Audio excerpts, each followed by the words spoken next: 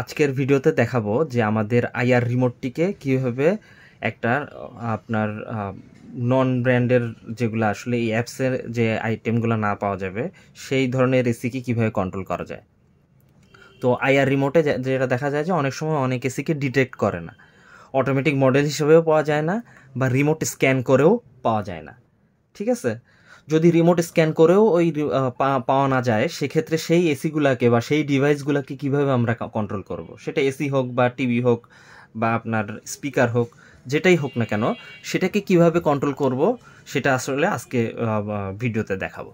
তো প্রথমে আপনাকে যথারীতি অ্যাপসে চলে যেতে হবে, অ্যাড অপশনে যেতে হবে। আমরা তো রেগুলার এয়ার দিয়ে ঢুকি যদি এয়ার কন্ডিশন হয়, বা রেগুলার যে টিভি হলে টিভিতে ঢুকি। তো সেই অপশনগুলোতে যদি না পাওয়া যায়, সেক্ষেত্রে হচ্ছে যে আমাদেরকে এই যে ডাই অপশনে যেতে হয়।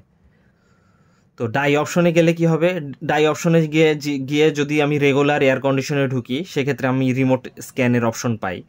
তো সেক্ষেত্রেও দেখা যাচ্ছে যে আপনার ডিটেক্ট করতে পারতেছে না। তখন কি করতে হয়, বাটন অনুযায়ী, এই যে যেমন power on button, power of button, তারপর এই সমগ্র সেটিং অনুযায়ী একটা আপনাকে রেকর্ড করতে হয়। তো সেটার জন্য যেটাতে যাব আমরা, সেটা হচ্ছে যে আবার আমি ডাই অপশনে গেলাম। এই যে আবার দেখাচ্ছি, ডাই অপশনে গিয়ে আমি হচ্ছে আদার ডাইয়েতে গেলাম। এবার দেখেন এখানটা আমরা ইন্ডিভিজুয়ালি একটা ফাংশনকে রেকর্ড করতে পারবো। তো আমার রিমোটে এখন আছে হচ্ছে যে দেখা যাচ্ছে 25 ডিগ্রি, পাশাপাশি হচ্ছে যে ঠান্ডা কুল মোডে আছে, এবং ফ্যানের স্পিডটা অটো করা আছে, এবং ইকো মোড করা আছে।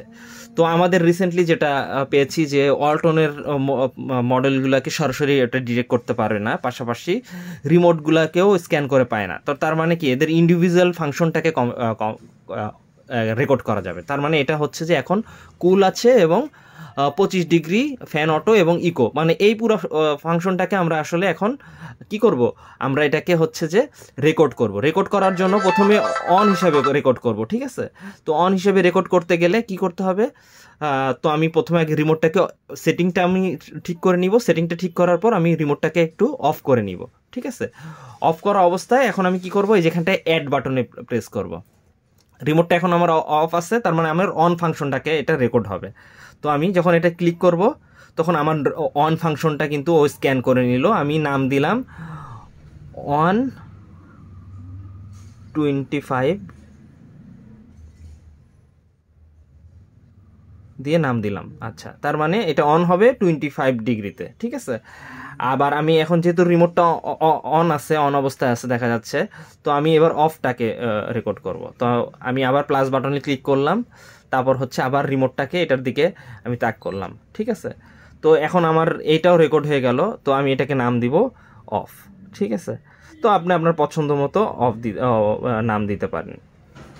তো দেওয়ার পর যেটা কি হবে, আমি এখন যদি টেস্ট করে দেখি, দেখা যাচ্ছে যে আমাদের এসিটা কিন্তু অফ অবস্থায় আছে। তো আমি যদি এখন এখানটায় অন বাটনটা প্রেস করি, তাহলে আমার এসি কিন্তু এই যে অন হয়ে গেল, ঠিক আছে। এবং আমার যে সেটিং আছে সেই সেটিং অনুযায়ী এটা অন হয়ে গেছে। তো এরকম যদি এখন আমি অফ বাটন ক্লিক করি, তখন দেখা যাবে যে অফ হয়ে গেছে। অর্থাৎ ইন্ডিভিজুয়াল ফাংশন অনুযায়ী আসলে আপনাকে প্রতিটা বাটন, মানে মোটামুটি আপনি 2টা বাটন চাইলেই রেকর্ড করে রাখতে পারবেন। তো আর একটা বিষয় হচ্ছে যে এরকম চাইলে আপনি টেম্পারেচার অনুযায়ী 24 ডিগ্রি, 30 ডিগ্রি, 13, 23 ডিগ্রি, 26, এরকম আলাদা আলাদাভাবে প্রতিটা টেম্পারেচারের জন্য আলাদা আলাদাভাবে ফাংশন অ্যাড করতে পারবেন। তো আশা করি ভিডিওটা দেখে বুঝতে পারবেন। কোনো কিছু জানার থাকলে অবশ্যই আমাদেরকে নক দিবেন।